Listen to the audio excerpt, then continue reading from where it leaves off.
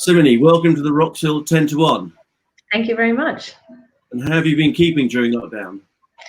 I am still alive and my family is still alive, so that's always a bonus. Yeah, it's difficult. We're looking after an 18-month-old and trying to do your work full time, but you know, we learn, we develop, we evolve. The challenge of juggling home life and work life. Yeah, absolutely. And I'm giving in. I'm now using the Square babysitter, aka CBBS. Very good. Yeah, I thought I'd never do that, but you know, needs must. Indeed, a different challenge to go to the office. Mm. So if you could just remind everyone about the target audience of Financial Advisor. Yeah, so Financial Advisor is primarily aimed at generalist financial advisors in the UK, mortgage brokers and insurance advisors. We have about 26,000 registered readers of Financial Advisor, and we have a print title, and everything from our print title obviously goes online. And yeah, it's been going at over 33 years, I think now. So it's almost as old as I am. Yeah, and you're still printing through. We are still printing. Yeah. Yeah. Again, we've been very fortunate. Very we pressed ahead with our print titles, and we made a commitment to do that because we do know that a lot of our financial advisors, they work from home. They're still working and they like to read things in print. You know, people are now tied to their screens so much more than before. And with I know from my working experience, usually I have page proofs and I can sit somewhere quiet and go through my page proofs with my pen, and that's much easier on my eyes. To force readers to adapt to a purely online reading of news is not very good for well-being. So we made a conscious decision to carry on with a paper title for those who want it. Some people have opted to receive a digital version of it, and some people just prefer to access it via the website, which is FT Advisor. But we do have a core of readers who really appreciate getting the post version, and so we've continued to do that for their well-being. So have your deadlines had to come forward because of not being in the office? No, not at all. We have always been very organized and very structured. We have a sort of quite a tight-knit, very good communicative team. Well, you'd expect journalists to be quite good at communicating. And yeah, we've worked very well. And we actually had a practice run for a week of working from home before the government told us to work from home, because the FT was very keen to make sure that our processes worked. And during that pre-lockdown week, they were delivering chairs to our house and delivering all the tech that we might need to carry on. And yes, we haven't got access to the video studio or to the radio recording area that we usually have in the FT, but we've adapted, we've used the sort of technologies that everyone else has, Zoom and Microsoft Teams, and Google Hangouts can be used to record podcasts. So yeah, we've been working pretty much as usual, except just not all together in one office. Yeah. So this means you and all your colleagues are working. Are your office phones redirecting to mobiles, or is email the best way to get hold of you? Well, our phone system is connected to laptops. So our work laptop will call me.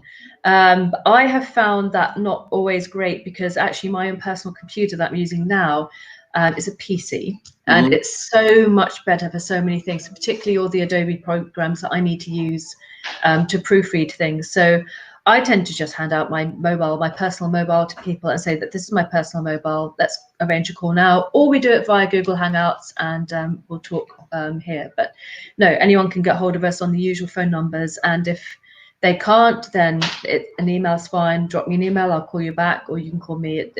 We're really very flexible. It's however people want to communicate with us. And actually we found that a lot of our financial advisors, because they are working from home and all their families are suddenly home, they prefer to do things via email, or sometimes even via GChat, or sometimes even via Twitter direct messaging, because they just need to do it when they've got zero distractions, and sometimes that's not within normal working hours. So we'll adapt whatever they want. We'll just work around that. Very good. So talking about your audience, What sort of changes have been happening over the last few months in terms of the types of stories, and therefore from the PR perspective, are the specific areas of interest you've got going forward you'd like them to know about? Yeah, absolutely. So one thing we actually started to do in January was to create more of a focus on community. So we wanted to know what advisors were doing in their communities and what fund managers, wealth managers were doing in their communities in terms of charities or setting up foundations. So we created this page exclusively in print dedicated to people, who's moved where, what sort of events are going on, and who's been doing charitable endeavours. That has really come to the fore during this time of COVID lockdown, because more advisors and their families and their teams are finding ways of reaching out to the community. Yes, they might not be able to take part in fun runs anymore, but they are getting together to launch foundations specifically to help the National Emergencies Trust coronavirus appeal, or they are organising food that goes to local food banks and doing deliveries and drop-offs. So we're very interested in those kind of people stories, because the strapline of our paper is the voice of financial advisors. So we want to know what financial advisors and wealth managers and sort of asset allocators are doing. We want to know what they're up to. The second thing that we've been focusing on as well, we've been surveying our own reader base, every month, to kind of find out what's big, what's new, what sort of effect it's having. So we are interested in any sort of long-term knock-on effects that might involve capital adequacy, or their own business premiums, or their ability to hire or grow their businesses. It's very interesting. There are two different camps now emerging. Some are saying, look, we want to carry on hiring, we want to carry on with our recruitment or our acquisition. Others are just saying, we're going to hold back a bit. We're going to cut our own salaries. We're not going to do any hiring just yet, because we want to see how things pan out, or we're trying to do things in a different way. And I'm not saying either's right or wrong. It's just an interesting, we can get two completely different perspectives from two very similar advice firms in one day.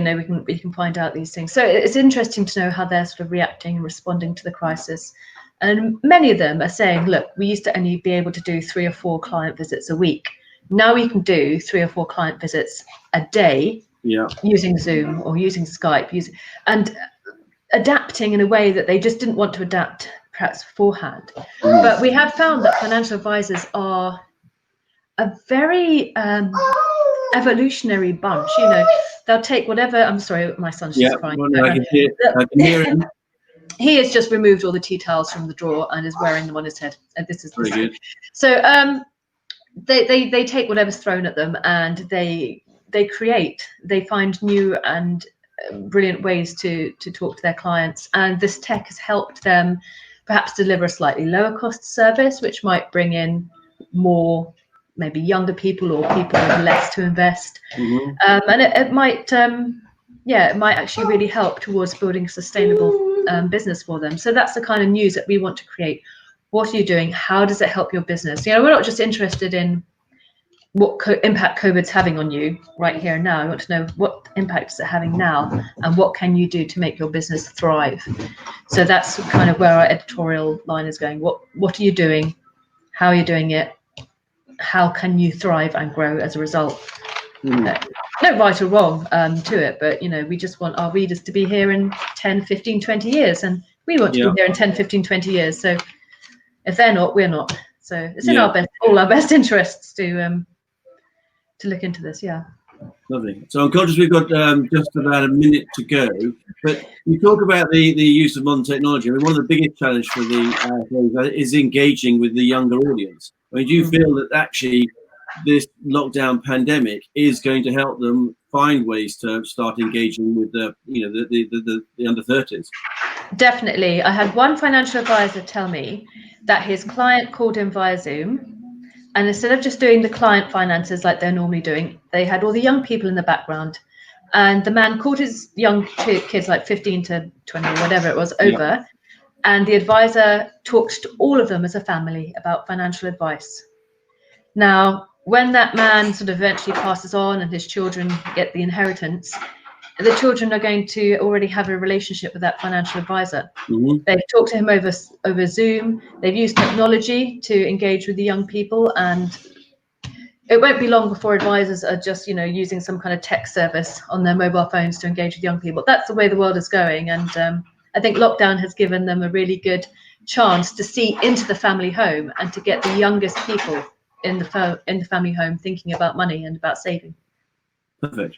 Well, so we've reached the end of our 10 minutes. Sorry, I talk a lot. No, that's lovely. I'd like to thank you very much, particularly obviously with you and the young son entertaining us in the background. Sorry about that. No, not at all. We look forward to catching up again in the not too distant future. Thank you very much. Thank you very much. Take care, Greg. Bye.